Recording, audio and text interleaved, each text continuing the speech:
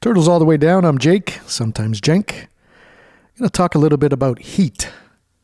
Heat. What do we mean when we say heat or hot or cold? It turned out with a little bit of scientific investigation that quite early on in the history of our inquiries, we discovered that heat has a lot to do with things moving.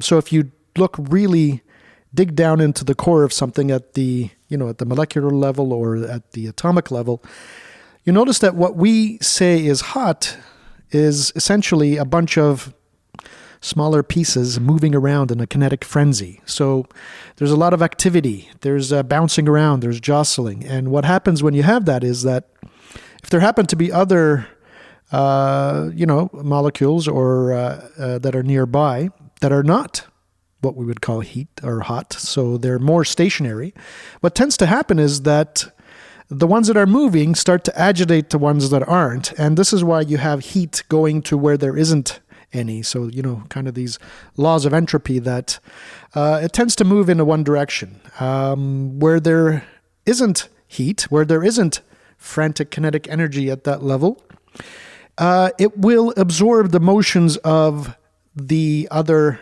molecules around it, the other atoms around it. So what you have is kind of a frenzy of movement that spreads to those that aren't in a frenzy. And so taking that, metaphor, maybe we can apply it to a couple of things. I like to, as you know, speak in frameworks and metaphors and analogies. And, when we're talking about heat, how does it play within a system that we call a body, like a human body?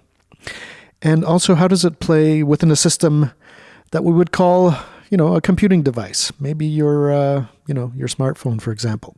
And we can use these as metaphors for us, a collection of people, the body politic. So when we talk about all of us, our culture, our group, our nation state, what have you, a collection of people as a body, then you can start talking about other things like antibodies and inoculations and antigens and, fevers to the system. And what I'm seeing is, if you want to go even simpler than that, if you think about the body politic, if you want to just look at the physical features of it, you can say something like, I don't know, maybe the Supreme Court is the head of the body. The president is the face. The military is maybe the fist. Those sort of simple comparisons are apt, and they can be useful to talk about things. But when we talk about fever in a body, a couple of things happen when a body reheats. Or starts to heat up.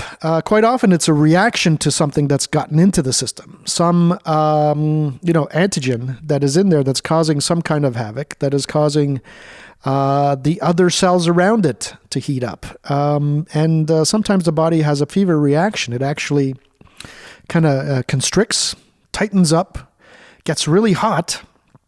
And quite often, if it's done with a correct balance, it will actually start the healing process and bring a situation in which that antigen can no longer survive and wreak havoc, and so is flushed and put out of the system, and a cure is made. Sometimes that fever can be a runaway heat, and it could cause the body to die.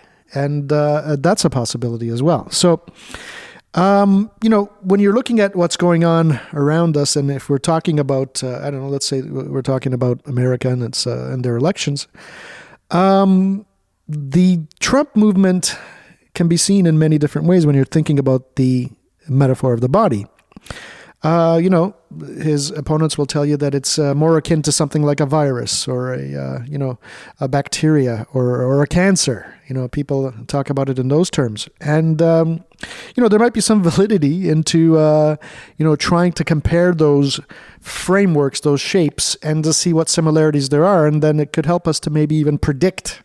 Because if you see what tends to happen within a physical human body with these parameters in place, and you're using the metaphor of the body politic, and you see similar things happening, this is kind of what we do. We kind of put this framework on top of something, and then we use that to predict, to understand, to put some logos to this thing. And we try to do that with that metaphor. So, it seems to me that, I guess the question I have is what is a lie within the body? What can we think of as truth and lies within that system?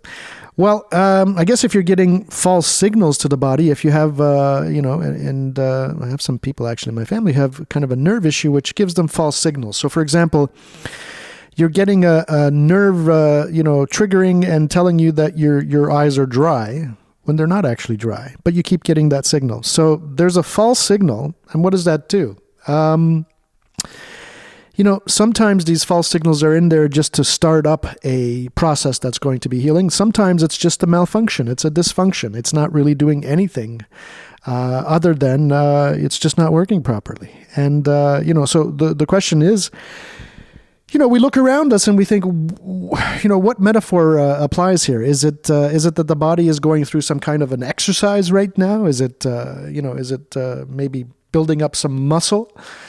Is it being inoculated? Is it, getting stronger so that it can resist what will almost inevitably be a future smarter fascist leader that is likely to, a lot of people are kind of rubbing their hands right now thinking, wow, it's actually a lot easier maybe to take over the world than they thought.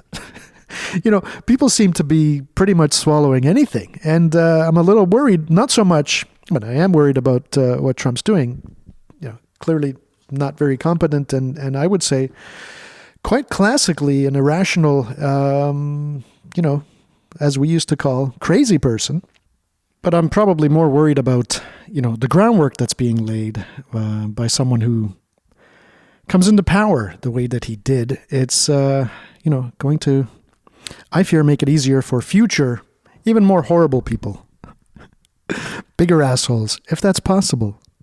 Or at least more effective assholes. I feel like he might be the biggest asshole. He might be the king of the assholes, but I think his lack of intelligence keeps him from being as effective, thankfully, as he could be. So, so we're going back to this notion of the body. So we've got, in an actual physical body, you've got the sense of, the genes are kind of expressing themselves in certain ways depending upon the environment. So something happens with, the resources around, some kind of a threat, something changes in which the body then starts to express genes in certain ways and change, and as a result becomes something, significantly different. But when we're talking about the body politic, I guess what we're using instead of genes, we're talking about the notion of memes. And memes are, I like to think essentially ideas that are being spread. They're abstract rather than the physical coding that we see in DNA, for example. And these memes have been taken up by, the right, the so-called right, has taken this up as a project in that they have, brought together these groups that function essentially as a meme generation factory. And what they're doing is, it looks to me, if you're thinking in terms of this body politic, it looks like they're creating antigens, which they think are antibodies. And who is right, I guess, is what's up for debate here. They would say that, they're creating these little memes that are spreading them around on social media. We tend to call it fake news if it doesn't, if it doesn't correspond with reality. But what do we mean by that? And that, has become kind of a subjective point of contention for everybody. It almost seems like people are arguing what reality is. And this is kind of a situation that I've been predicting for a while. And honestly, I thought it was going to be maybe a decade down or even longer into the future. But it looks like we're going very quickly into this dissociative state in which we don't know what's true. We're constantly confused. What happened? Who said what? What are their intentions? Is that real? Is it fake? What's journalism?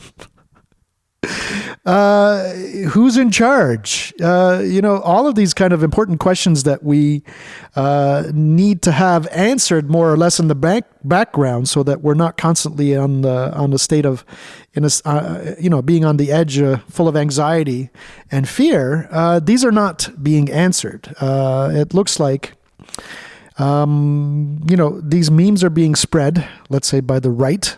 And in some of the, reports I've seen in some of the interviews that I've made with some of these people working on these projects, and who knows, maybe I'm getting a biased view of it as well, certainly to some extent.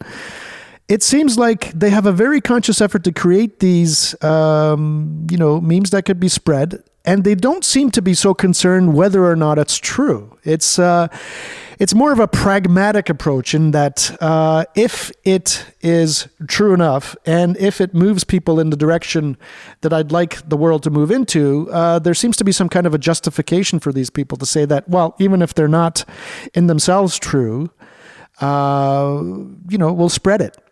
And what's also happening is that, it maybe even goes a little bit deeper than that. It's not that...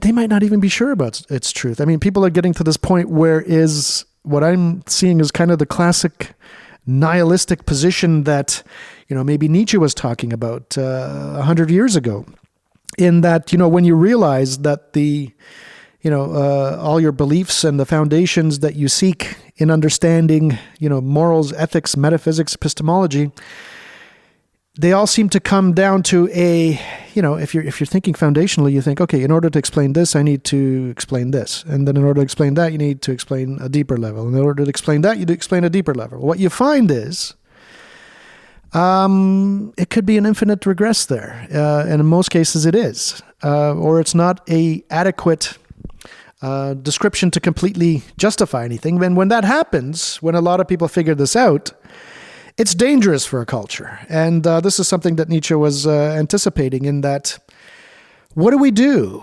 when, we've been in this mindset that probably started with Plato and, continued with Descartes and Kant.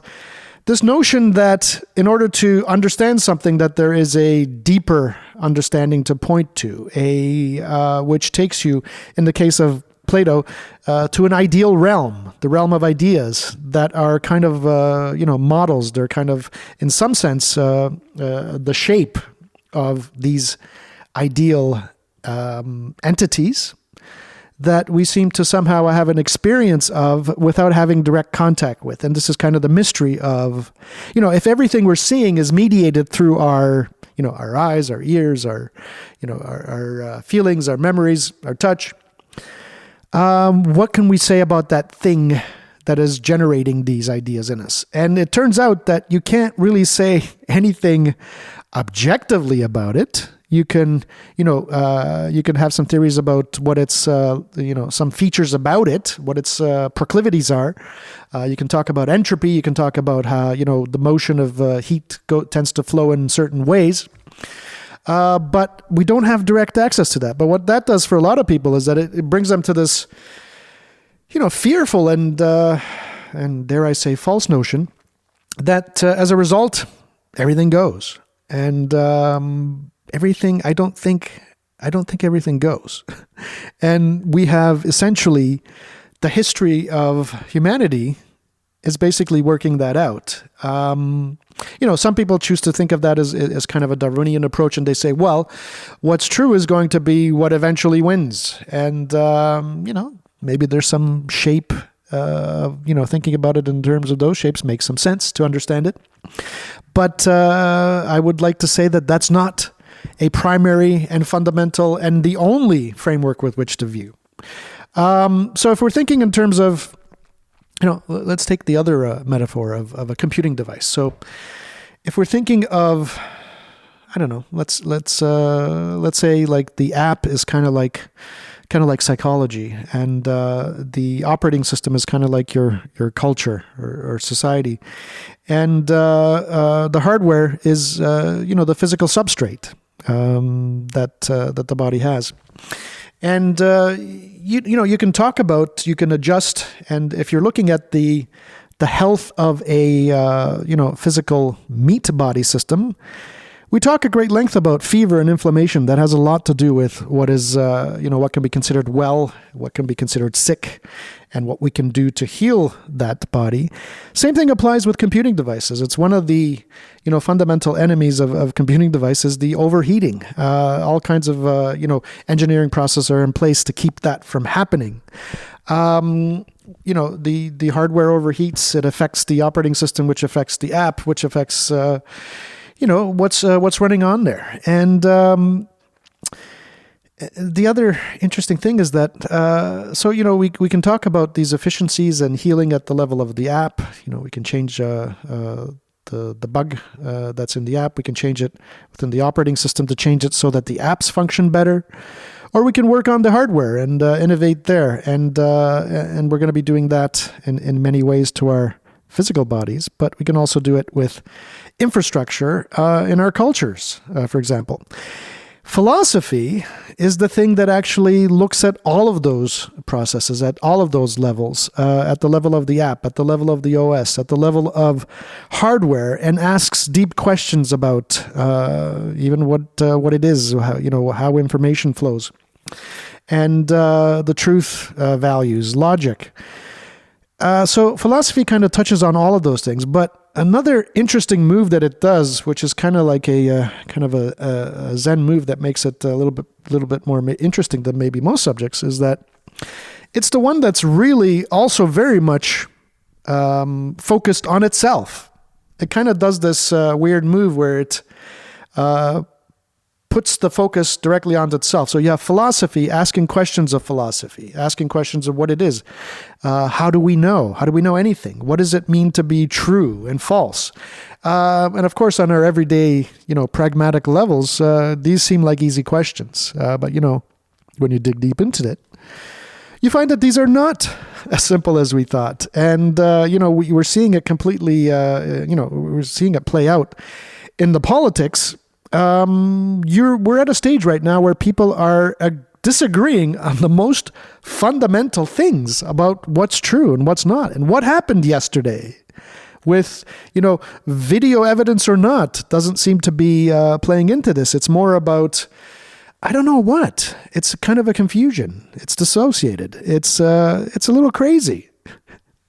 And, I guess what I'm doing here, what am I doing here? I don't know. I guess what I'm doing is I'm looking around and I'm seeing all this overheating in the system, and I see it not just in the right, but also in the left, and in fact, right now, I'd have to say probably in particular with the left. Some of my friends that I'm, seeing on my Facebook feed, for example, seem to be having a freak out. I mean, this is kind of a terrifying moment, and I would say that they're justified in thinking that there's a lot of uncertainty ahead, and a lot of uncertainty that we already had has been exacerbated by the installment of a president that seems to be, by his very nature, the most unpredictable person that we've seen in politics, and that is probably what was very attractive to a lot of people that voted for him, but just have this sneaky feeling that there's going to be a lot of regret if it hasn't already begun. One of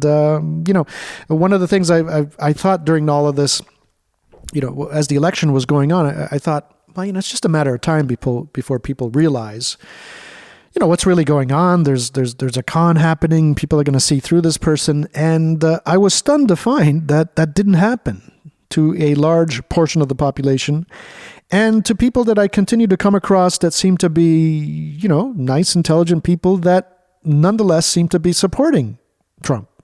So, that makes me think there's something going on here. Either I'm missing something or they're missing something. And, we all have our biases. And I like to, I guess it's the scientific approach is a very important tool. And, it's called a scientific method, but I think of it as a philosophical creation. It's a process that we created philosophically to try to efficiently arrive at truth. And this is something that kind of troubles the layman sometimes. If you tell them, like, for example, gravity is a theory, they might freak out and say, well, if it's a theory, then you don't know anything, and why should I believe it? Well, the truth of the matter is that everything we know is a theory that is either supportable or not, and or supportable enough, provable enough for us to accept it as the best possible explanation, until a better explanation comes along. And we have to be prepared to ditch that previous one and now accept a better, more efficient, more consistent, more logical explanation that maybe explains more of the events that are going on around the world. I mean, when they looked up at the heavens and they used to think that the Earth was the center of the universe, they saw all these other lights and planets and moving around us. It became very difficult to explain that with that theory in mind, because you had to come up with all these complex mathematics about, how Venus is going around in this loop and then Mars is going around in this loop. And it was just a little crazy to try and make that, make sense of it if you think of the Earth as the center of it. But once you put on a different framework, the heliocentric framework, when you say, oh, actually, the sun is at the center of the system and we're actually rotating around that. And then all of a sudden, the math becomes incredibly easy. You just see basically these circular concentric orbits, more or less circular, of course, some less than others. But you see how you impose this other framework, this other understanding of it, this other metaphor, and things start to fall into place. And this is what we use to determine whether or not, one theory was better than another. That theory was very complicated, the first one, where the Earth is at the center. The one that replaced it, all of a sudden made life a lot easier for predictability. And so as a result, that's more true. And we accept that as true. But it's true until we have an even better explanation. And there will be maybe some fine-tuning here and there. But it looks like, most of these things are pretty much set for the most part, or true enough that we can get along and make predictions and live and flourish. But, when you have increased heat in the system, I guess what I'm trying to do is to warn that we have to look at this heat. Is it a fever? Is it a runaway overheating that's going to cause the system to collapse? Is it going to start a healing process? I don't know. This is what we need to talk about. So, actually in the last music episode that we put out, there was some samples from the movie Inception. And that's kind of an extreme example of when you have this dissociative state where you're not even sure if you're dreaming. You're not sure about the reality of just about anything. And that is going to have a profound effect on how people decide to live their lives, how they decide to elect their leaders. And the fearful thing is that we're going to kind of slip into, which may have already begun, a sort of madness, that we'll be able to look back on if we survive, and look back on and think of it as a form of madness, a bit of overheating, a bit of frenzy, and a kind of an extreme. Well, I mean, the natural progression of this heat, if you have enough of it, is we call it violence. And you have these frenzied molecules bouncing around, and eventually they start bouncing and hitting other molecules and causing them to go into a frenzy. And this is how I kind of see a Trump figure, and I'd have to say probably the entire right-wing Republican establishment seemed to be, it was kind of their thing to initiate and to introduce more heat into the system. It's always about fear and, the carnage that's going on and the battles in the world and the enemies. And, what they're doing essentially is creating more heat at the meme level. And people are getting agitated, and they're spreading this agitated heat source, and they're causing their, friends and family and people in their bubbles to be, as a result, agitated, frenzied, and in a movement that causes others around them to be overheated.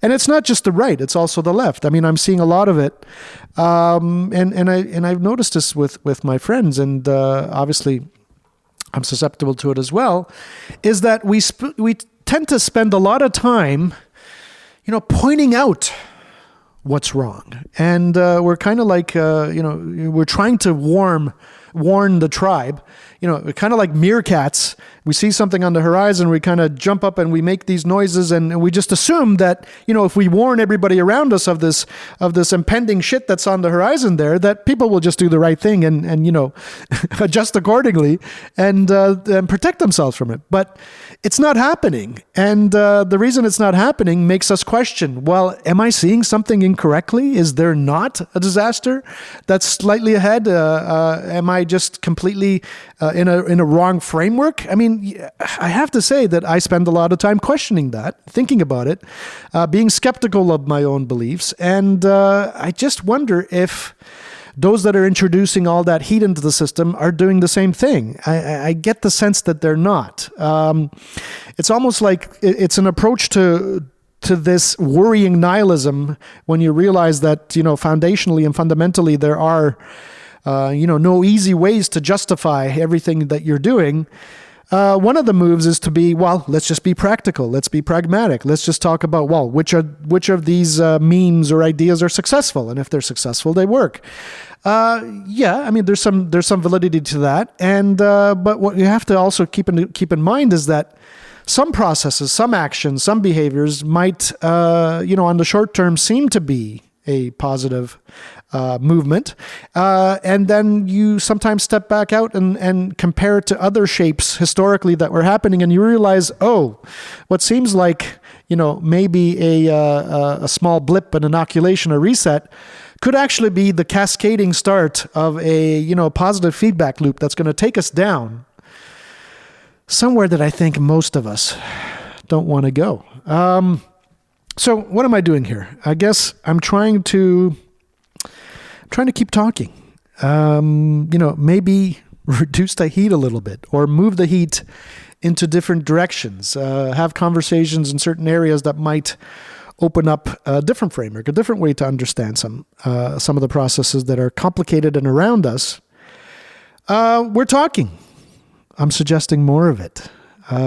Put some, I called my company Drink Media, and it's almost like, there's a couple of ways to adjust for heat. I mean, you could drink water, which I would recommend. It's kind of a balancing thing. It's useful. It's something that we need in almost every process of our body. Without it, we would die. But some people would, instead of drinking water, might douse it with alcohol, which has an initial effect of feeling good, but that eventually it adds more heat to the system. It makes it more frenzied and irrational, and it ends up having an unintended consequence of heating up the system, and rather than adding a bomb to your distress, in the end it ends up making it worse. And we're seeing in North America, in particular in America, a lot of opiates being used as a way to douse this heat. I mean, people are feeling, and obviously I'm using heat in kind of a metaphoric sense, this agitation that is within, and opiates are being used predominantly as a way to quell that, to douse it, to cool it down, to drench it a little bit. And once again, that looks like a short-term solution that's probably not going to work out well for that system, because once you rely on those kind of shortcut externals to get short-term results, the long-term effects tend to be quite poor. And, I worry about that as well. But, if we keep talking, if we keep spreading around the water, offering drinks to each other, and, working it out, I feel like there's hope. And I'm going to be here. I'll be the eye of the storm. No matter how fucked up it gets, no matter how dissociated and crazy, and people are telling you that 2 + 2 = 5, I guess I'm going to be here, keep telling you that 2 + 2 = 4, and here's why I think that. And maybe we can get through this. We have, this episode we got Craig Saila. I thought it was a pretty cool conversation. It flowed really well. We didn't take a break. It went for almost 2 hours. Really fun to talk to. We got into a whole bunch of things about, he's from the world of journalism and media. And obviously we talked a little bit about fake news as well. Hope you enjoyed the conversation. Talk soon. Was that a rude question?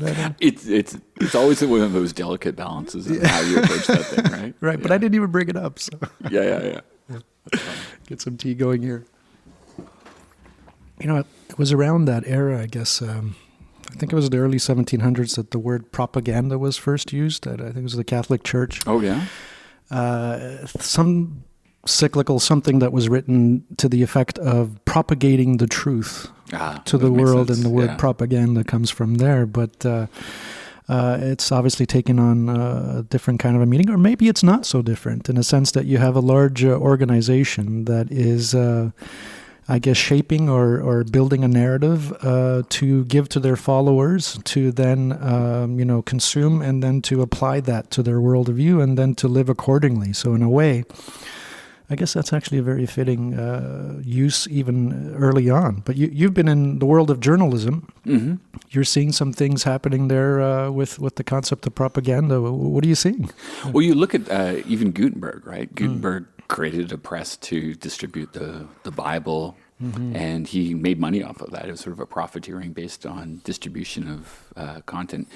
And I think the way that we have approached media has always been, up until very, very recently, kind of questionable. It's been entertainment in a lot of areas, either getting bits of news and bits of things to collate followers behind a certain belief. And it really wasn't until kind of the war era, as you start getting into reporting the news, and even Watergate breaking down and being like Robert Redford and chasing a great story, that you have that sort of ideal of objective journalism.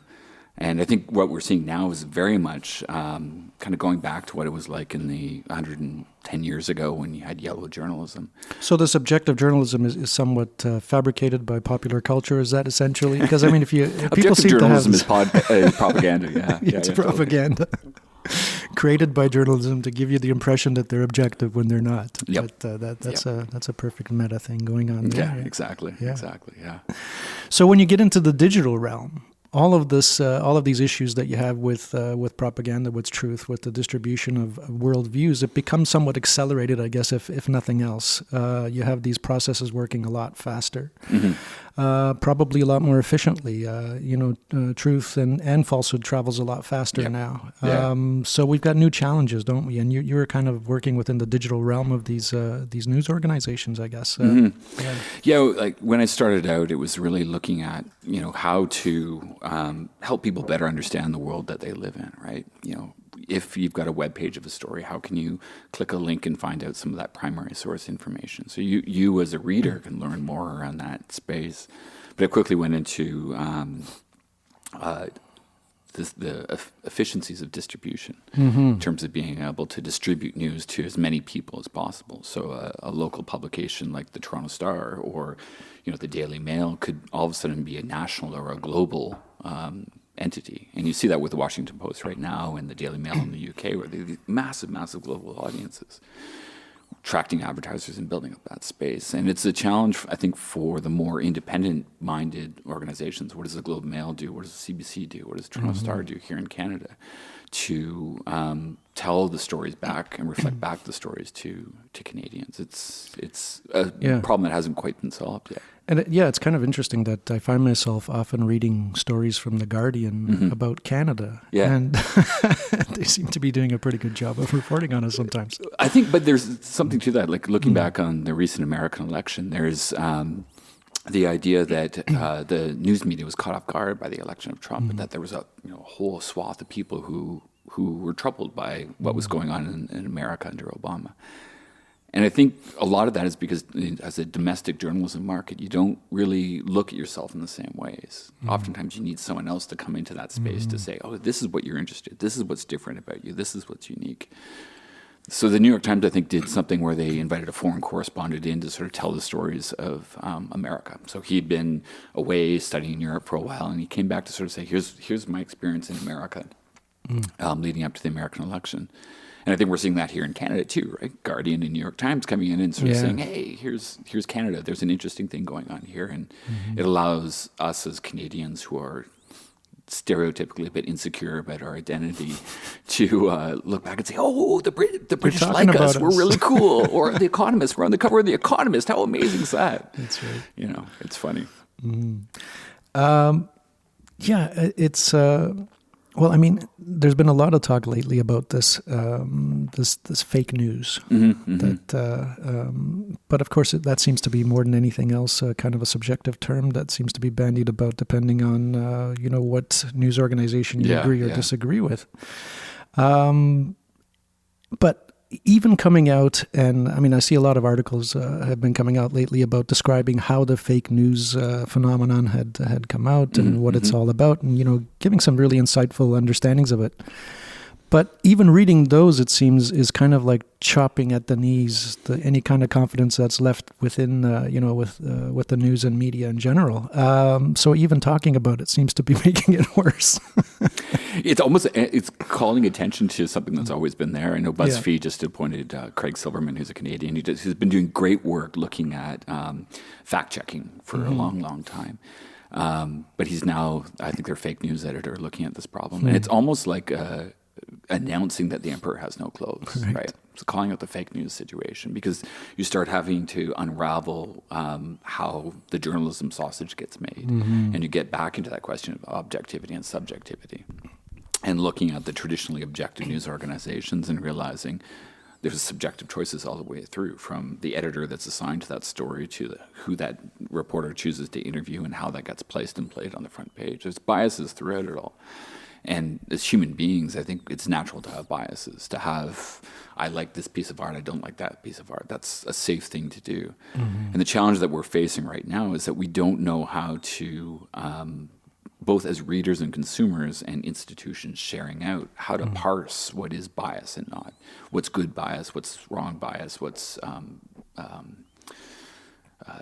evil bias, for lack of a better word, versus just sort of an honest, natural bias around how we look at things. Do you think the people working within the system are conscious of this bias, or as conscious as they should be, or are they acting in good faith that they are being objective but not realizing? Very few of the sort of trained journalists are surprised by bias. I mean, they'll acknowledge it on a regular basis. I mean, to meet a journalist who actually believes in that they are a machine just processing facts and spinning out a story is probably not meeting a real journalist. The Macedonian teens who were churning out fake news on Facebook, they were doing it as a commercial enterprise. They knew this worked, right? So if they were posting stories around Hillary and got the same amount of money, that would have been fine for them. And that's been around for a long time. The Bat Boys of the National Enquirer, they sold papers. It didn't really matter whether it was true or not. Yeah. But when you look at those newspapers, you looked at, say, the New York Times or the Globe and Mail, and there was a nice, serious, nice grids and columns, not a lot of pictures. This was a very earnest and so was it the outward design of it looked more real? Completely. And it's funny. We do, and sometimes we could be fooled by that, of course. As great con men know, you put a nice veneer on something, and then you give the impression. I mean, then that could take you far. You could be president, I think. That's a little far. I don't know about that. But I mean, like you look at the World Weekly News, it had like horrible newsprint. But the other newspapers had solid newsprint. Magazines were a bit more robust and shiny paper. Books, which were even more serious and considered, were thick and heavily bound. In the digital realm, we don't have any of those tactile cues. Because it's been leveled down to the digital. It's all visual, and we tend to rely on our social networks to validate what we're seeing, saying, okay, well, you read this, I read this, so maybe he'd be interested in reading it because he's a friend of ours.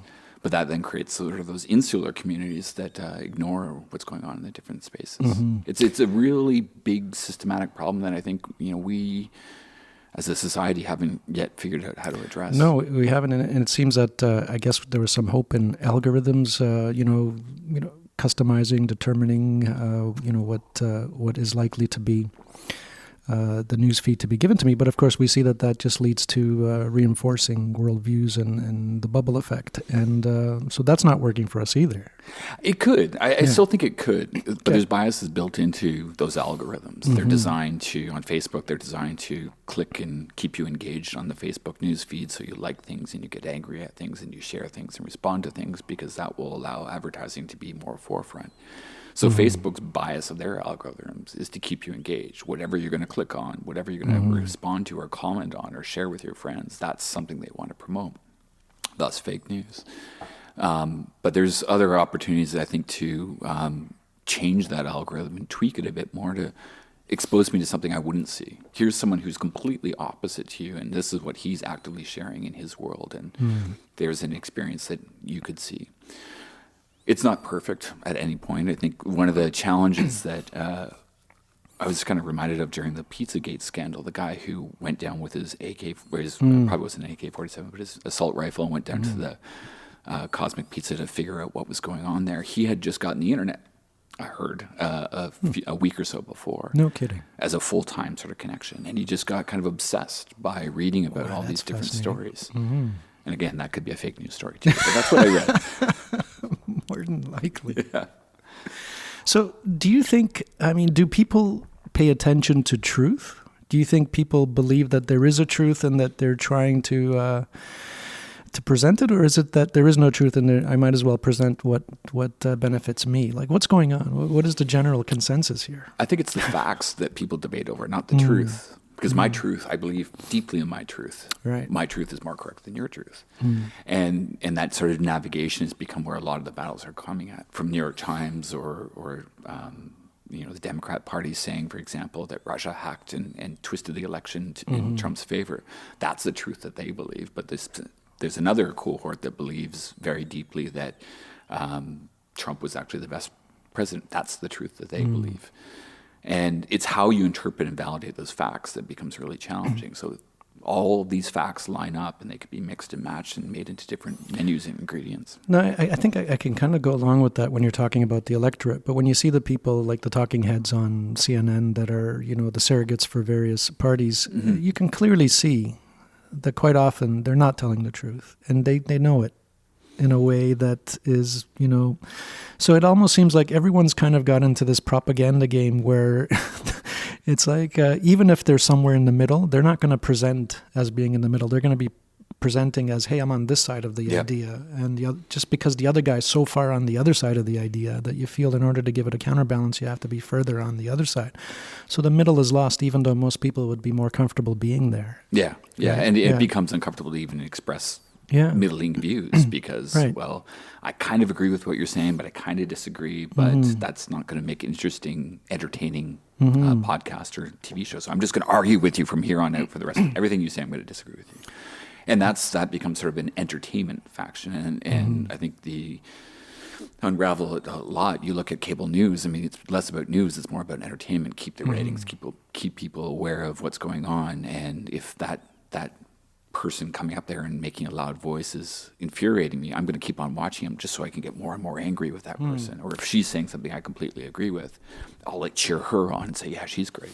Is this a cultural thing or is this a species-wide thing? Because it seems...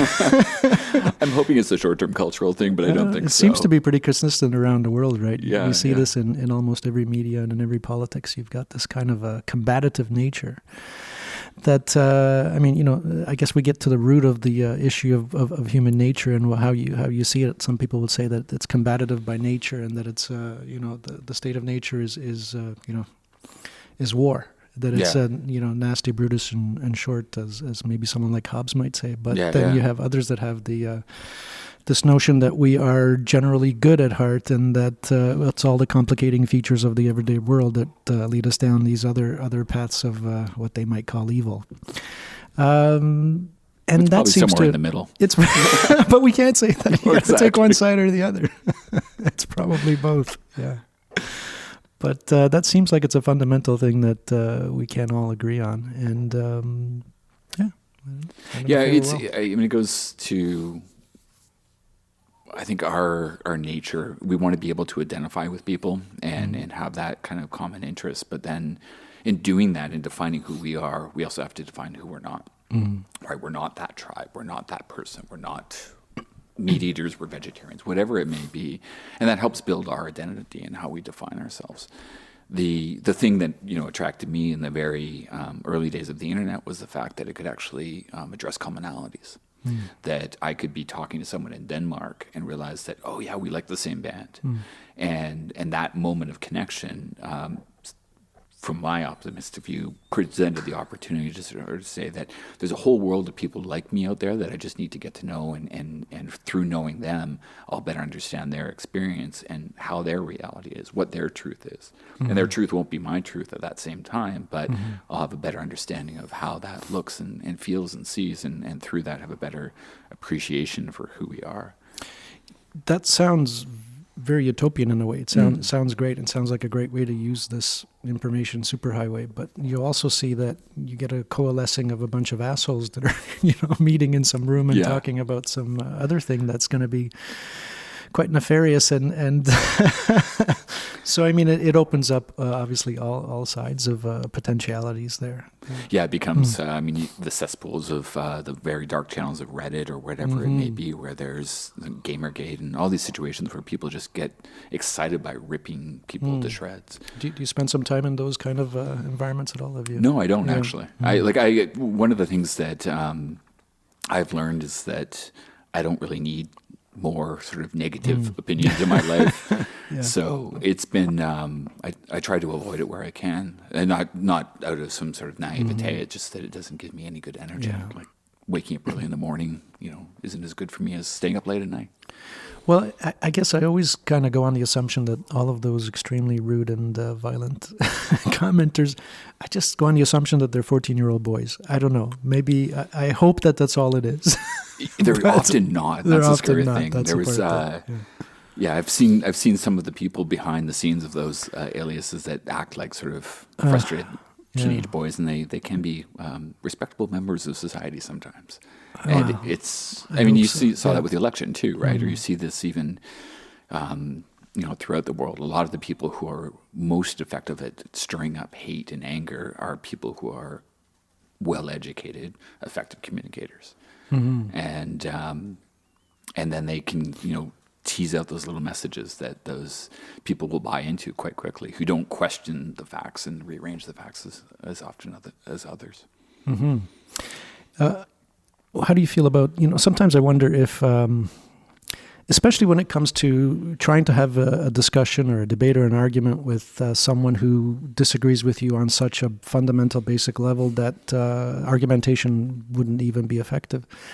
It seems like the only way to get through to people in a way that's going to find some common ground often is kind of the emotional level. And sometimes you will see commonality in popular culture, in film, for example, or a song that brings people together of all various, different. It's always something that's cuts across the abstract ideas.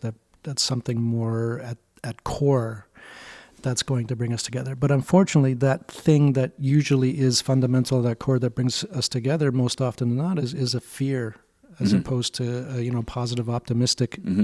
It's always. It seems like we're always kind of reacting rather than thinking ahead. And I think in times of change, that's kind of a natural sort of instinct for the fight or flight instinct. When everything around you is changing so rapidly, we know just instinctually we go back to that, that fight or flight thing. Am I going to try to attack this problem, or am I going to try to run from it? And if you're living in a society that tends to be a bit more grounded, it's a lot harder to flee. You can't pick up and leave as easily as you might. So potentially their reaction is to fight back on it and live in that state of fear, and because there is so much change and angst in there. Maybe there's a third option, is to freeze. Right? Yeah. You just don't know what to do. Yeah, no, I think there's a part of that too, right? You're seeing a lot of people kind of stunned by what's happening in Brexit or in Italy or in the US. Like, how do we react to this? This doesn't map with any sense of reality, and we don't know how to respond. What's your answer to such questions? How are you reacting? I like to engage. I like to try to get out there. I mean, after yeah, after those 3 incidents, I was pretty stunned. I mean, like a lot of people, I was very surprised by the Trump election. But then I started thinking about it, but Canada elected Justin Trudeau. Yeah. So there's a bit of hope Populism. in that sense, a bit of sense that maybe the blaming the other for all our problems isn't the direction going forward. And I learned years and years ago when I remember I had it was a high school assignment, and we had to debate a contentious topic, and we picked abortion. And the person I was partnered with was a good friend of mine, but she was a devout Christian who believed very, very strongly in that abortion was evil and wrong. And I didn't.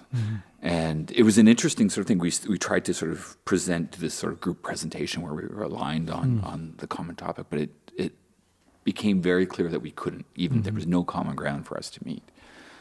But what I realized a bit later was that I was invited actually to one of her Bible study groups.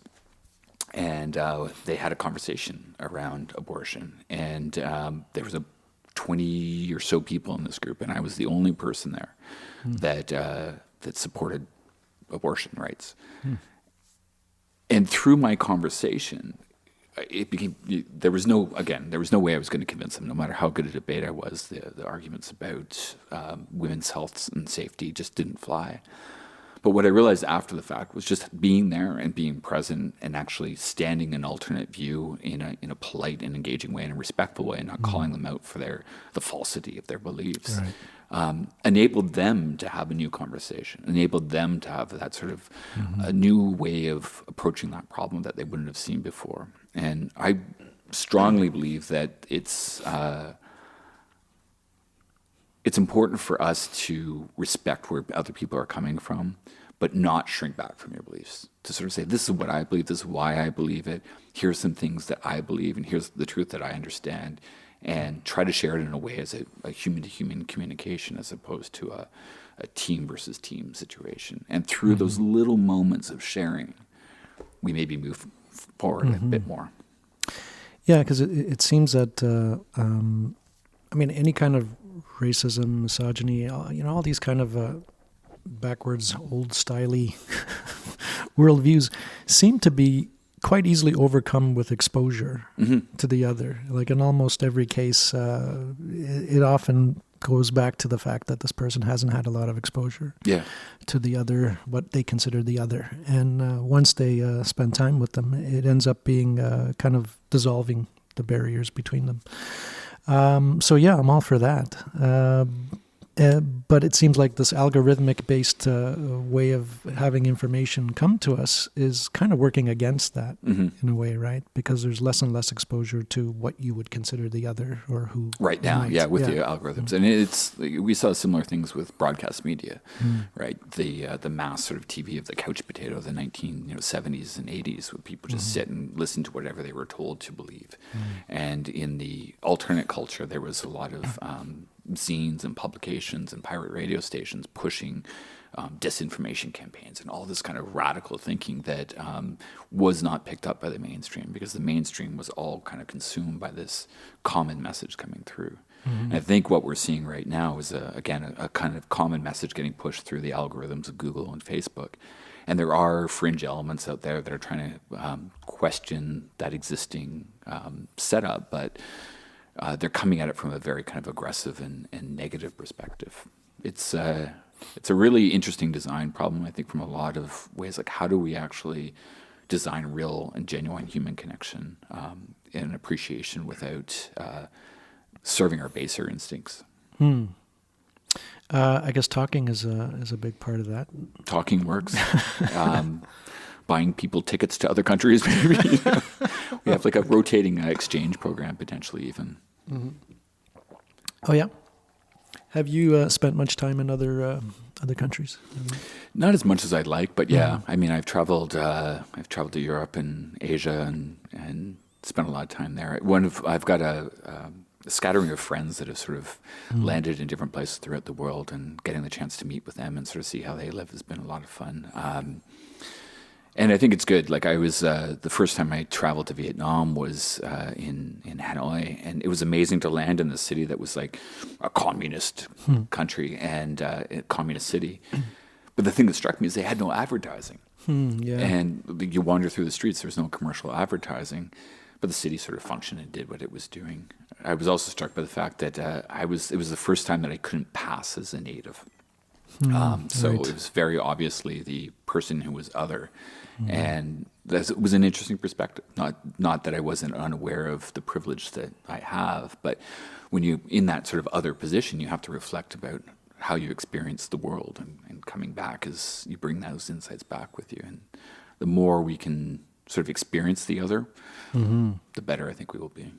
So being in a place without advertising, that's kind of interesting. Does it so great. Does it seem quieter in some sense? I wouldn't say Hanoi like was mental quiet, noise, but mental noise. No, yeah, mental noise. It was a lot. I can imagine it that way, but I don't know what that would be like. Yeah, I mean, it was sort of. Yeah, there's lots of evils around the idea of having a singular message put at you, propaganda. But it was kind of nice to know that you weren't getting pulled in all these different directions with all these commercial messages. While we were there, it was Hanoi's 1,000-year anniversary. So the whole city was done up with lights, and it was a beautiful, beautiful thing. But we were also there long enough to see what happens after the celebrations ended. So you went from this bright, colorful, exciting, energized city with like lots of activity on the street to all of a sudden the energy and the lights getting cut out and becoming a less sort of lit up and darker place in a lot of ways. And propaganda plays a big role in that, right? A lot of people like looking at the big lights of, wow, look how amazing and beautiful this is, but don't look behind the curtains to see how it all operates. Well, yeah, and advertising is propaganda as well. I mean, these are all things that are designed to elicit a response in another human, and often in ways that might not even serve their own best interest. Yeah. And so Very much so. it has a built-in nefarious possibility that... Yeah, and I mean, there's a lot of good that comes out of it too, right? Like, how do you become aware of interesting things that are going on? How do you become aware of a cool music concert or a great new product that you might be perfectly interested in, or a new treatment or a new service that might be available for you? We're still using a lot of those industrial era mechanisms of just sort of push and blast out, but I think there might be more subtle positive ways to do it. I guess we assumed that the algorithms would help us to find, in quotation marks, the best of the best, but we see that that's being gamed by people paying to appear at the top of searches, for example. Yeah, exactly. And so, once again, the credibility of seeking truth is kind of chopped at the knees again.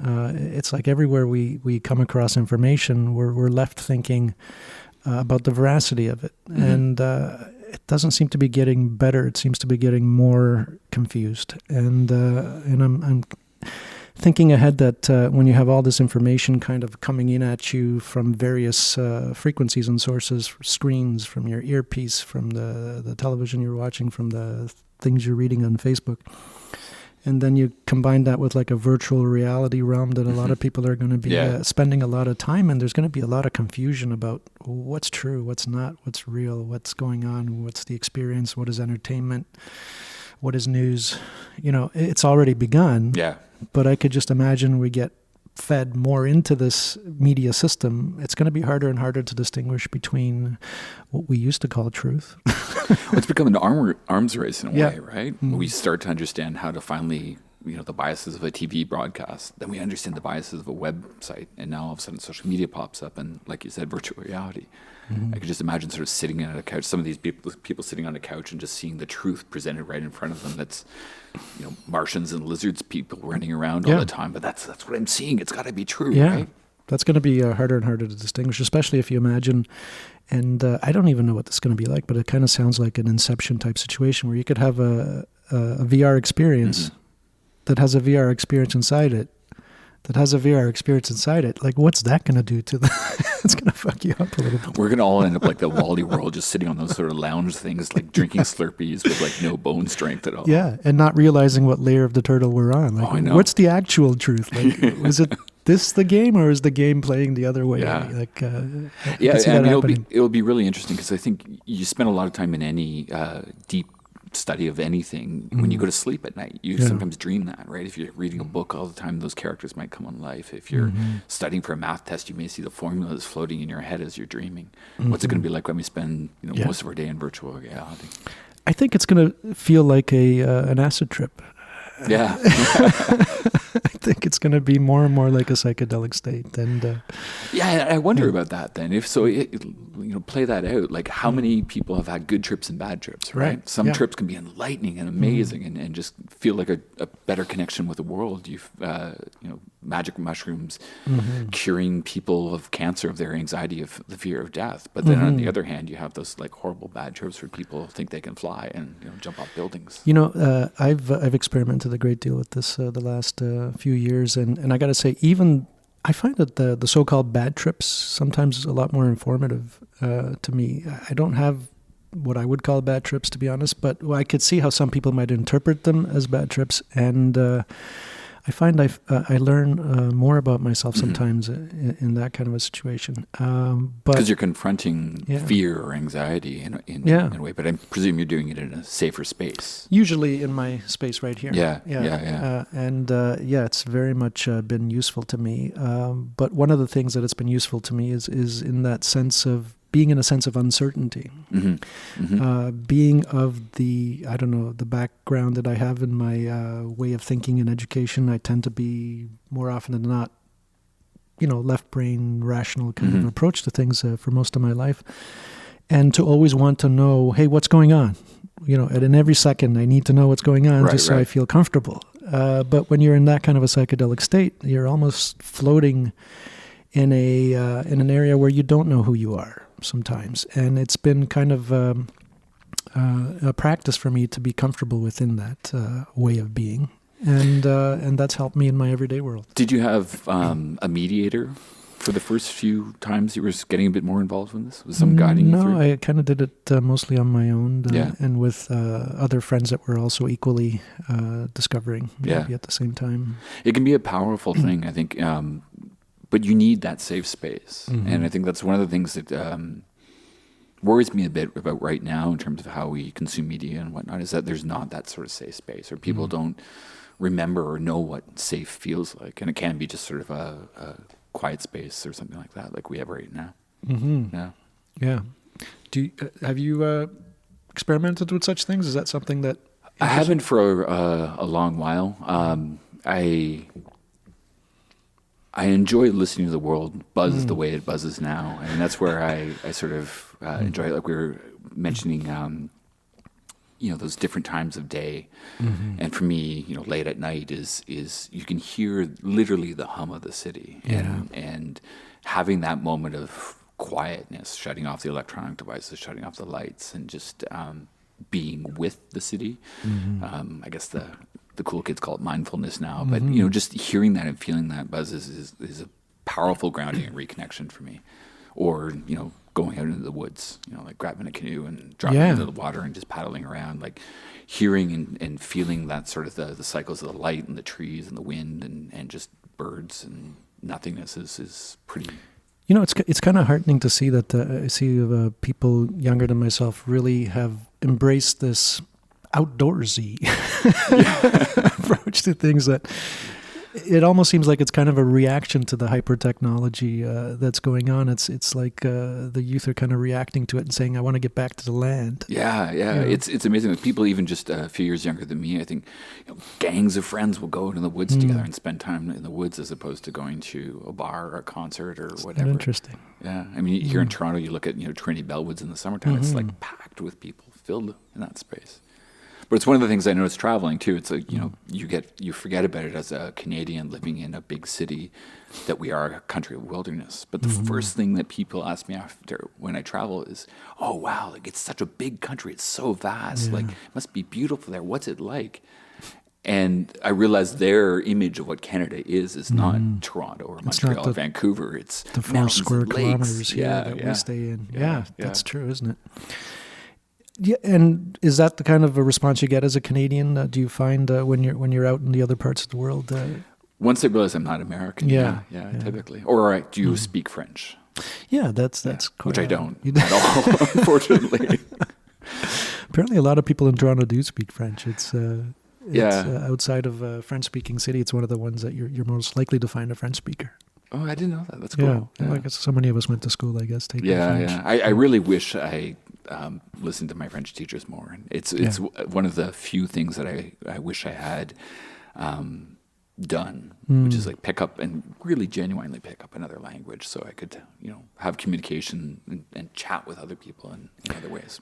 Yeah, I would definitely recommend that. I was just talking the other day about this, how, because I was 5 when I moved to Canada from the Turkish language was my first language, and it's a different family of languages than any of the Indo-European. So when I came across and started talking in both languages, I realized it's a different world. It's a different way of looking at things and concepts and ideas, and that kind of brought to the fore the fact that you can step outside the shell, that it's almost like a Plato's cave moment where you step outside, you go, oh, these are shadows being projected on the wall. These aren't the actual truths. These words are just words that we use. And that was an important lesson, I think, philosophically to have. Well, I think, especially when you're getting outside of the traditional European sort of language structures, it's the way it's framed and the way it's presented forces you to rethink the truth, right? And how it's framed and presented and shared. And language is such a powerful tool for shaping our reality that even going into, say, French or Italian or Spanish, we'll have thinking that way will slightly shift your perspectives on space. I spent, when I was younger, I spent a lot of time with deaf people. And that mode of communication, using your hands and face to gesture, was very, very foreign to a white Protestant community that I was raised in, where you have a very neutral face most of the time and you don't gesture too much and you talk very politely and very clearly. And then you encounter this community that's vocally loud because the noise doesn't bother them as much. They're gesturing wildly with their hands and their faces are making these weird expressions. It's a different way of approaching life, and it's fun. I enjoy it. I think the language is an interesting thing to really sink yourself into and try to learn more about. And there's the impossibility of translation, and some of the simplest things that we have difficulty explaining to people from other cultures, simply because there might not be words or concepts that they use or that we use. Which, is kind of the challenges that might also come up when we're trying to design an artificial intelligence, for example, to create a being out of nothing in a way. What sort of morality and ethics and worldview is that being going to have? And it's almost inevitable that because it's built by us, it's going to have something in common with our morality and our beliefs. But some people have said that that's actually what scares people about AI is to give it that human. Yeah, do we really want to give it those kind of human, soft feelings and emotions? Because those are the things that are wonderful about us. But those are the things that often lead us astray to hate and to kill as well as to love. So the most passionate arguments you have are because come out of the emotion of that's whatever it may be, but also for most people the most memorable points of their life are coming from a period of deep love. Looking at that Microsoft, I think you mentioned teaching AI. The Microsoft had that robot Tay, I think it was, where she learned how to communicate and through machine learning by responding to things on Twitter. Oh, yeah. And they turned her into like a neo-Nazi within 18 hours, and she was like saying because of what things. She's being exposed to. Yeah. And all of a sudden she was being taught the wrong lessons and echoing those out pretty quickly, which just reinforced her belief, right? Yeah, unless you put some feature in advance that says to filter out X, Y, or Z, but then you've completely already predetermined what the beliefs are going to be. So it's like either we're going to give it the freedom to develop its own morals or we're not. So it's kind of stunted right at the beginning. I'm not sure how we're going to deal with that. Yeah, it'll be interesting to see. I mean, I think, will the machines end up teaching us a new perspective on things, or will we just sort of create these monsters of hate that are super powered and moving ahead? Well, there seems to be this kind of there's this duality. We think about the cold, cold reason of a robot as opposed to the warm, loving embrace of a human. But Both of those can lead you astray. Yeah. The cold, cool rationalism could make you design very efficient concentration camps, for example. Yep, exactly. Right, and the other very passionate way of, love and anger could lead you to kill your enemy because of revenge for your loved ones. So either side is not really the answer. And as we aforementioned said, that we have a difficulty working in the middle. And we're still really primitive in a lot of ways. Yeah. I was at the Design Museum in London just recently, and there's an exhibit of an industrial robot, the kind that's used to build cars. So just a giant mechanical arm, essentially. But there is, on the front of it, there was a few cameras. So it kind of looked like a circle with some eyes on it. And there's also sensors in the ceiling above where the robot was. And the robot was essentially programmed to move around and follow whatever object was giving the most movement on the outside. So it ended up following you around the room. And if you stood by it, the face of this robot would look at you and respond, and you'd walk over there, it would quickly jump over and follow you over there. And then it would kind of retreat back a bit like a little sort of puppy and then come out and play. And it was an amazing response because even though I knew what was happening, I found myself kind of engaged by this robot arm that was mimicking life, responding to me. And very quickly I was like, oh yeah, this is a cute little object. It's like a little puppy. I can play with it and bounce around and like hide and seek with it. And had a degree of empathy with this machine. And I know all of that in my head was just complete illusion, magic and whatnot. But it was a good enough trick to make me believe. So as we build out these machines to get even more advanced, how quickly can they trick us into believing? Extremely quickly, it seems like. We're so, well designed to respond to just the slightest behavioral clues as to an interiority. And once we see some clue of an interiority, we immediately jump to an empathic reaction. And we have strong feelings for things that as simple as an arm. Yeah, exactly. So imagine something with the user interface of a very engaging human, which is likely to happen. And you have movies like Her, for example, if you've seen it, or Ex Machina. Ex Machina is an incredible movie. Yeah, and both of those are in a way that I think probably the more likely scenario for AI, in the sense that, they're more likely to seduce us than to overpower us, because they're going to know what we like. Exactly. And it's going to be pretty easy to get us to do what we want because, we're soft machines.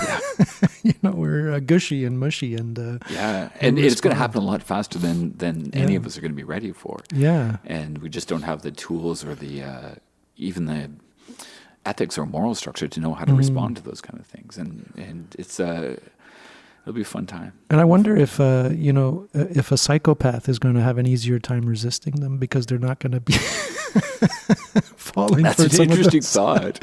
The survival mechanism that is just for us to all become psychopaths who are not responding to but then again, they're empathy. susceptible to other things. Like if you play on their narcissism, like if you think about a Trump type figure, I think they're unpredictable, but they're very predictable in a way that I think if you stroke their egos, they're easily manipulated. And, for and sure. you see this, people are lining up to take advantage of them to enrich themselves because someone like that is easily manipulated. It's almost paint by numbers sometimes when you have that sort of psychopathic kind of like tendencies or narcissism. You can play it out quite quickly because you know what the story is. Right. You know that if I give them this, they're going to go this way, and give them that reward, they're going to go that way.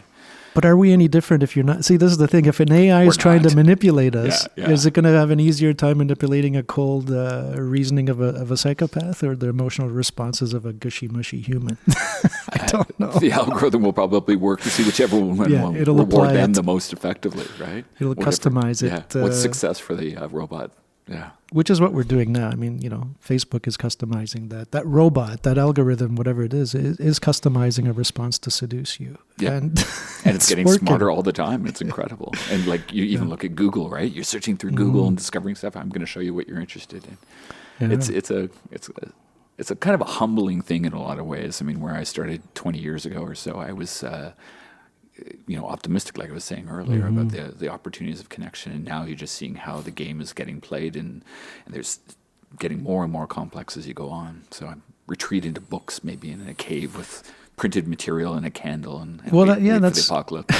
that's what seems to happen. It's kind of like a response in the complete opposite direction, but that often goes too far. And then there's kind of a leveling, and if you believe in kind of a Hegelian idea of history, it's always the history is essentially made up of a series of stories that go far in one direction, and then the thesis and the antithesis goes far in the other, but that there's a synthesis that is found, and that then goes to the next level. It's hard to see the synthesis these days. It seems very much polarized in every direction. We're not really seeing any kind of an agreement or synthesis. It's everything is being kind of stretched to the limits of either pole of belief. I also wonder, though, if that's just because we can see more. 50 years ago, 100 years ago, it was the whole concept of time was very different because we didn't have rail. We could only go as fast as a horse or then a rail car. So how news traveled and got distributed across the globe was very, very different. And it gave us time to process and think and synthesize and think about what all those stories meant. Now we see everything all the time. And we can't get away from it. Even if you're out in the woods, you're probably going to be able to get a cell phone signal that will alert you that this event just happened, or this plane just crashed, or this did that, or someone liked you on Instagram. And all of that input, all of that time becomes, I think, becomes dissonant for us. And I think that's where the escape of retreating to the woods, or the quietness of mindfulness, or psychedelics, or whatever it may be. It gives us permission to stop paying attention to that noise for a little while and kind of regather ourselves. Yeah, I often find myself at that point. Sometimes you kind of get overwhelmed and you think, what's the point of engaging? I'm just gonna retreat somewhere. And I'm always kind of at that precipice. It's back and forth, and I spend a lot of time alone in this space. I don't go out that much, to be honest, but I'm kind of meeting it halfway by inviting people over here. It's a step in the right direction. Right, it's a way to come out a little bit more and engage with humans. Sometimes I feel like I'm kind of an alien anthropologist, just watching down. what's going on from the outside. Yeah, gotta figure this human thing out. We are interesting creatures, the whole, how we react to things. But I think that retreat, Unabomber, right? He went off to the shack and we was just writing letters to people is not a healthy response. So, again, meeting people halfway and having a bit of those conversations, whether they're coming to you or you're going to them, is an important first step. Unabomber to me is a very interesting figure, actually. It's always it's a dichotomy of it's the Unabomber versus Kurzweil kind of approach to the future. That is always kind of fascinating. One is very optimistic. One is like, put on the brakes right now. It may already be too late. But Ted Kaczynski there, the Unabomber, it's also, I kind of think of him in some ways kind of like Marx in a way, in the sense that his descriptive is not that bad. No. Right, but his prescriptive is kind of wacky. Yeah. I don't know if I'd go around bombing technology, people, but like he was doing. But some of the analysis is true. I mean, if you extrapolate some of this technological advancement, you're going to see how in many cases it doesn't bode well for the human. Yeah. So what do we do about that? His response is to stop.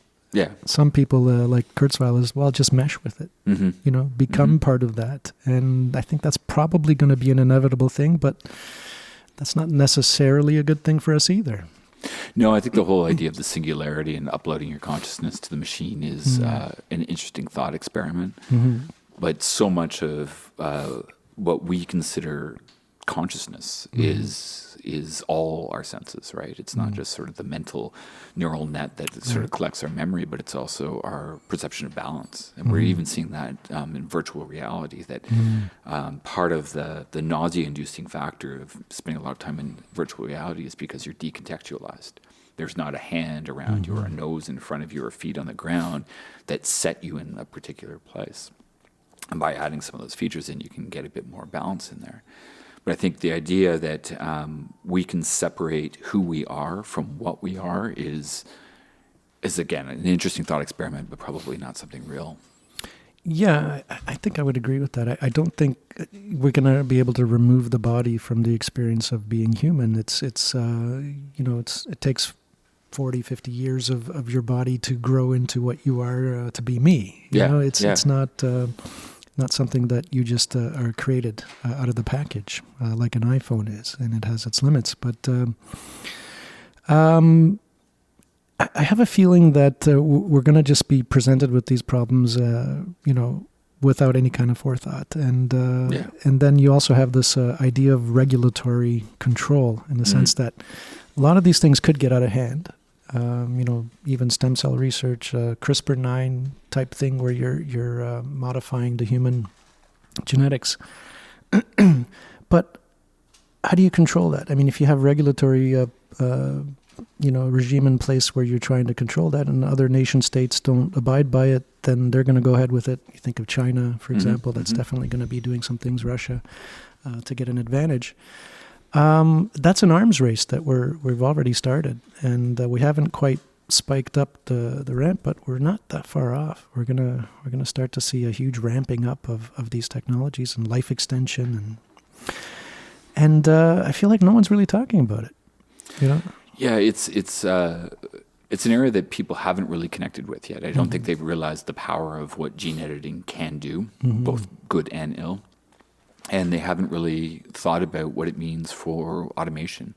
If you think about life extension and say the maximum lifespan of a human is 115 years, what does it mean if you have a population of 30 million people that are now living that much longer? What pressure does that put on the work experience, the healthcare network, the environment? There's a lot of these unintended consequences of extending life for positive gain, and also unintended consequences from creating accidental new cancers or new diseases that wipe out reality. And it's one of the things that I struggle with on my sort of darker days, is that we haven't had a mass level extinction event for 60 million years, so we're due for that. But we also, as a society, have been getting better, right? We've been living longer. We've been fighting less catastrophic wars. We've having more sustainable lifestyles. Our lifespan lives longer. And that's potentially a risk. Maybe we're due for something that will, like a Black Plague-like event, just to sort of level set the population again and let the Earth recover a bit from all the sort of levels that we put on it and the pressures that we put on it. And maybe that's a natural part of the evolutionary process, that you have these upswings and downswings of population, and we're due for a downswing. Those are my darker days. It seems like we are. It's almost inevitable, in the sense that if we find efficiencies, for example, in the system where we can, for example, have machines that do some of the work and some of the heavy work. What we've done historically and what we continue to do is not to use that extra capacity to give us more free time. We use that extra capacity to find other bullshit work to fill that capacity with. Yeah. And if we don't get around that worldview, it doesn't matter how much technology makes us more efficient and, the machines are able to, because we're just going to find other bullshit jobs for humans to do. So it's like we have to talk about more fundamental organizational change. And again, we're back to the realm which we have a real poor track record of working things out in advance. It's true. But you're kind of in that realm, in the sense that you're advising people with large organizations to have these kind of complex change and innovation going on. It's got to be challenging within even like a healthcare scenario, which is one of the more complicated systems we have as human cultural activities. But how do we do it for all of us? It's you're seeing these challenges every day, I guess. Yeah, I mean, having that, forcing yourself to look at a problem from a new perspective is one of the hardest things, I think, that we can do, and has the most benefit, right? A lot of the sort of the design thinking process and ideation process is to think laterally, or approach things from a new way, or think about how, in a more empathetic response, how, say, the customer or the other person might approach that problem. What are the needs and the jobs that they're looking for? And that sort of disassociation can help spark new ideas and new ways of approaching it. And that's, again, going back to sort of the psychedelics, the similar sort of idea. But within organizations or organisms or societies where the status quo is the most important thing, keep the profit rising, keep the government stable, whatever it may be, looking at things in a new perspective. There's a lot of pressure to prevent that from happening. And even if you do have new ideas coming up in certain areas, they're getting maybe suppressed or stepped on by other parts of the organization who are saying that that's too radical, we can't shift that direction.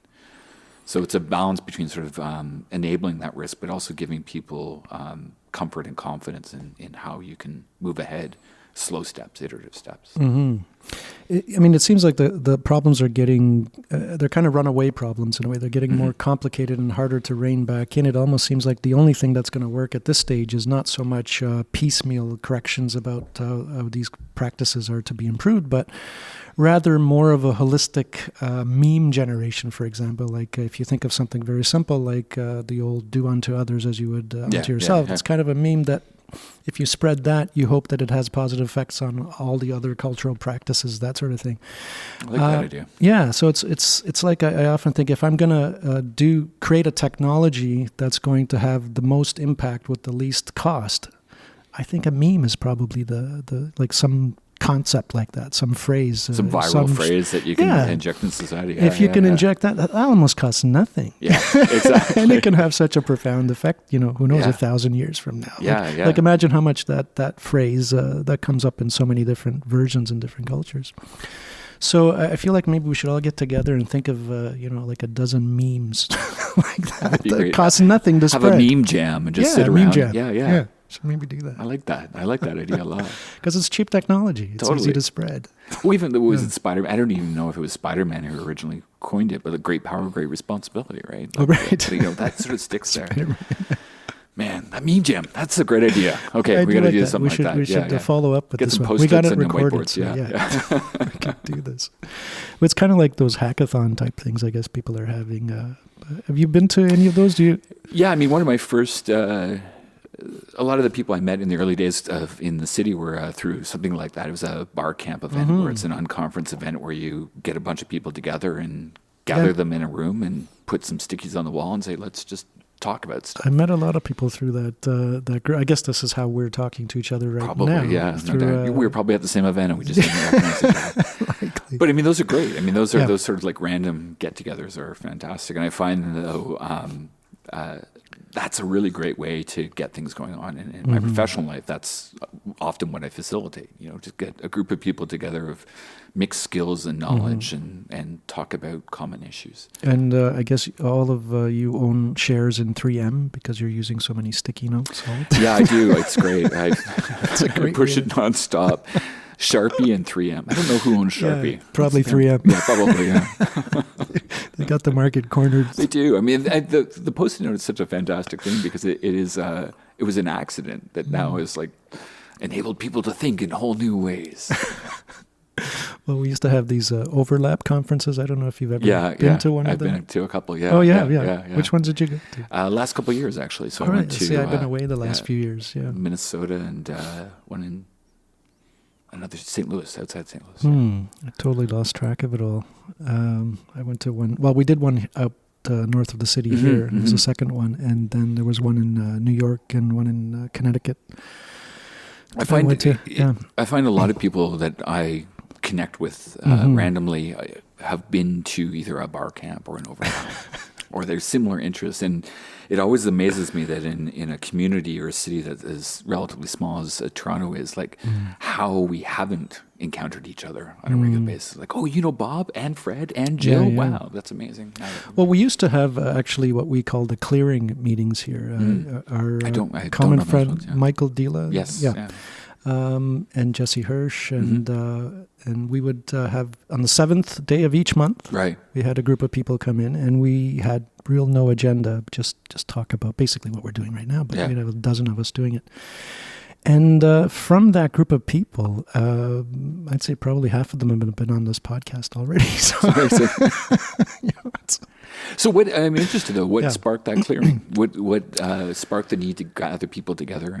I think it was actually Michael and Jesse that got together and decided that we should do this. And I just had this open space here, so I started doing it here. And that was great. I mean, we got a lot of people together, and I think a lot of things formed from that, including I guess a subset of those people got together and we talked about co-working spaces in Foundry, which I came from those discussions as well. And but I guess we're kind of Mark Kuznicki was saying, we're kind of bringing the band back together in a way. Totally. Around this podcast. I mean, we're all kind of getting together. We kind of like scattered to the winds and coming back in, and it's almost like explorers, right? We've gone into these foreign lands and sort of said, you wouldn't believe what there's spices over there and strange trees. And it's true. Coming back together and saying, okay, now what great meal can we make out of this? You know? But the funny thing was those clearing meetings we had, there was always this tension between like half the people wanted to have an agenda in a way, and the other people were just totally happy with what are we doing here? I don't know. Let's talk about this. And it drove some people nuts. What is our purpose? Yeah. What is our constitution? What are we doing here? And we always seem to be arguing. And I think that's kind of what fizzled out. It's like, what are we doing here? Yeah. Why are we getting together? And nobody really had it. And everybody had a different answer, which I was okay with. But you did wonder if we were maybe flailing a little bit. But in hindsight, it looks like there probably was a reason that you all got together, right? It worked out in some way, didn't it? Yeah. And that's, I think, what we forget oftentimes, that like accidents can sometimes be beneficial. Mm-hmm. But the agenda thing is always a fun thing. There's constant debates about how structured the agenda needs to be, or whether you need one at all. And there's the idea of responsive organizations that's been popping around of late. And one of the things there's a company called August that does the flexible agenda, where it's just like an agenda on a Post-it note. You write a few ideas that you want to talk about and sort them around and shift them around, so you have a bit of structure to that, but not so much structure that you can't move. And the same thing I think with Overlap that's interesting is that it's typically a community of attendees that have gone before and attendees who've never gone before. Right. And that mix, that sort of oil and water mix, always creates an interesting result, because you're not having the same conversations over and over and again, and you're injecting new insights or new opportunities into a conversation. Mm-hmm. Yeah, I got to admit, I could never be decided on how I felt about it, because I would often leave frustrated, thinking, what did we do here? It was great socializing. We hung around for 3 or 4 days. The best parts were actually the campfires at night. I don't know if the campfires are the ones you went to. But sometimes that's all it is. It's just a way to bring people together and talk. It doesn't really need to have a purpose that's apparent at that moment, but maybe it has a purpose later on. Well, it's always the ritual thing, right? Like, how much, with Overlap, they've got the structures of the rituals within that space that puts the framework. And I think so much of our society and, how we define ourselves is based on the rituals, right? The morning coffee or the weekly religious ceremony, whatever it may be, that sort of defines our structure of our days. And so true. We look to, I think, that on a regular basis, and even checking the news, right, for fake news. And also, like thinking about those Overlap gatherings that we have, it's not that different from like an ayahuasca ceremony in a way. You have these kind of like shamanic type leaders that come, that are leading the experiences that we're having together, and then there's these debriefings of what you're seeing and the visions that you've had. It's interesting though, right? Yeah. Like some of the most profound experiences that you can have can be deeply uncomfortable, deeply unsettling, whether physically unsettling or mentally or emotionally unsettling in those spaces. But coming out of that, you can often have a new perspective on how to see the world around it. And part of, to go back to the media, part of the challenge I always had with TV, and now I'm starting to see with digital media through the algorithms and fake news and Facebook, is it's soma, right? It's designed to pacify and smooth out all the problems that you have. And there's been a conversation that I've been having with a few people around the rise of antidepressants versus psychedelics. One's designed to suppress, one's designed to distress, for lack of a better word. Yeah. And it's just an interesting model of society right now that so many people just want the edges smoothed off, right? That's where, when we can't deal with a flight or fight scenario, we freeze, right? That's what I think the opiates are, kind of the choice to freeze totally. and not go one way or the other. And that's a safe reaction, because you can just sort of stay there and do that and not necessarily question what's going on.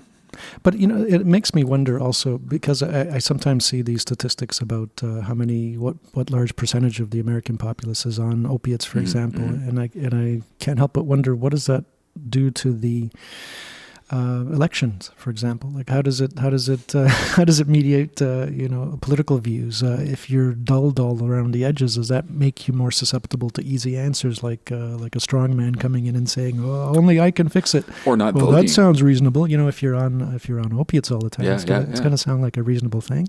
Or just even not going out and voting, right? Right. I mean, I think not engaging. A quarter of just slightly less than a quarter of the electorate voted for Trump. So.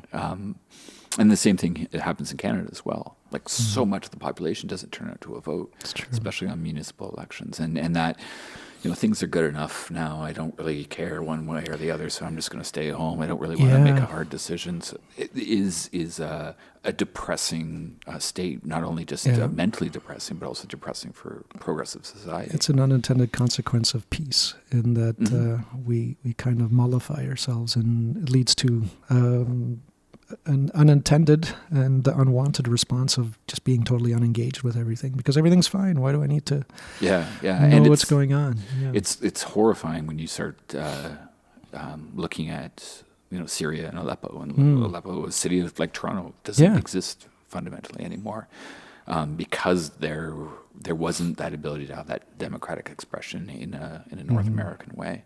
Yeah. And seeing what's happening in Western Europe and North America now, you're seeing a lack of participation causing a slow decline that a lot of people would be fighting for, dying for, to be able to express that we've forgotten about in our current society. Well, we're like the frogs, right? We're slowly being boiled. And we haven't noticed it. Whereas I guess people in Aleppo have it's gone to the boiling point, and people have to leave.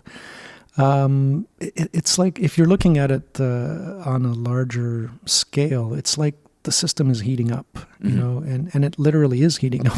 Oh, you're one of those climate change believers, right? One of those assholes. I mean, the system is literally, with extra energy being heated up. Yeah. But culturally, it's also being heated up. And as a result, it just, that extra heat is permeating into the system, and it's manifesting itself in different ways in cultural practices and politics and wars, as well as, waters overflowing and, droughts happening here and there. So, we haven't found a way to capture the entropic energy, right? It's just sort of dissipating into the system in unexpected ways. Right, and it's causing, I think, inevitable violence in a way. It's like if you agitate, water inside a kettle, it just keeps moving around, bumping into other molecules until all of them are in a frenzy. Yeah. And this is what happens in a system. If you put one molecule in a frenzy, it makes the neighbor into a frenzy. And this happens through people, through neighborhoods, through nation states, and there seems to be a kind of a contagion happening.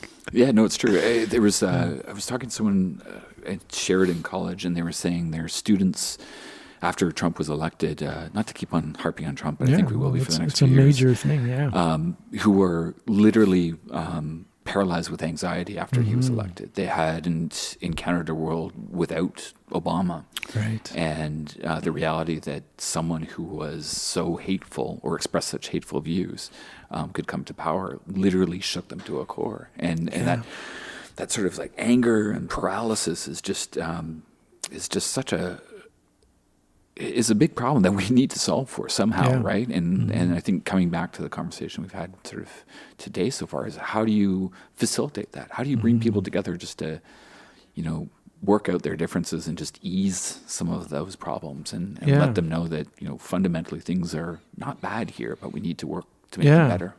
Well, see, for me, it's always at odds with how do you do that?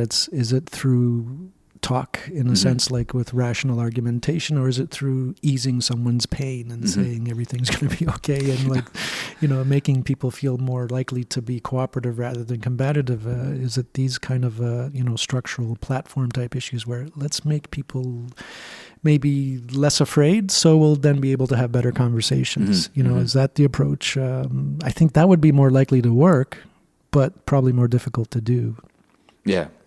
But I think also, classic protest is therapeutic in a lot of ways. When people gather in the street to protest, situations or governments, it brings community together of like-minded people, and it's also a visible expression. And I think it's a ritualistic expression for humanity as well, just to release that energy in a way that's relatively safe, that expresses views, that doesn't necessarily harm other people. But you know what's troubling about that is that that's often used by the powers that be in a way that actually ends up hurting them more than like the net effect sometimes ends up being worse, because obviously they put the camera on that one guy who broke a window, and so everybody in middle America that sees the protests, oh, these hooligans are just breaking windows, and that narrative comes out. It's as if that whole protest was for naught, and in some ways might have worked against them. Yeah.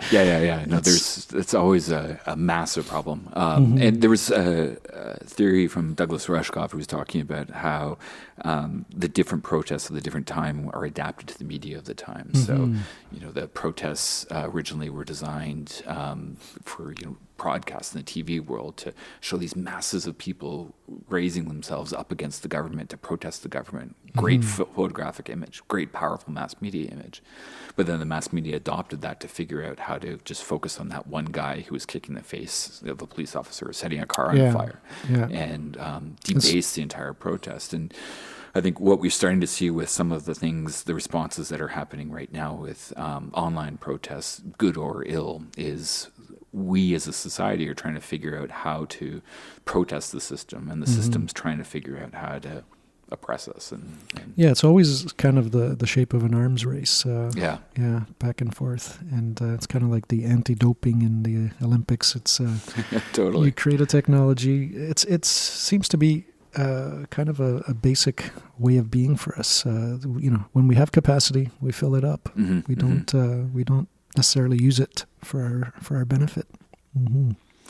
Yeah, no, I wonder how we can help that, like bring arts back into the conversation, bring creative expression back into the education system. That's funny. That's being ripped out right now. Yeah, no, exactly. It's probably the time we need it the most. It's going to be ripped out.